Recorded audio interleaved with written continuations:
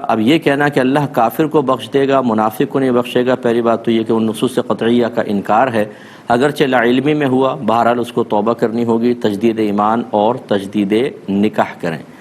दूसरी बात ये कहना कि अल्लाह ताला मुनाफिक को नहीं बख्शेगा, तो मुनाफिक से मुराद क्या है यहाँ पे?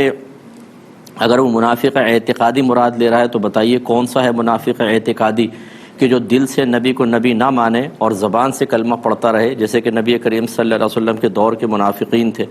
और अगर वो ये कह रहा है कि मुनाफिक को नहीं बख्शेगा, इसके मुराद मुनाफिक अमली है कि जिसका यानी ज़ाहिर कुछ और होता है, बातिन कुछ और होता है, फ़्रॉड करता है, धोखा देता है लोगों को, तो इसकी बख्शिश व मग़फ़िरत का दरवाज़ा इस पर क्यों बंद होगा? मुनाफिक एतिकादी अगर तौबा ना करे तो वह बदतरीन काफिर है, वो हमेशा जहन्नम में जाएगा। लेकिन मुनाफिकीन अमलिया जो हैं, जो अमली तौर पे मुनाफिक हैं, वो मुसलमान है, वो काफिर नहीं हो गया है, वो अगर तौबा कर ले तो गुनाह भी बख्शा जाएगा।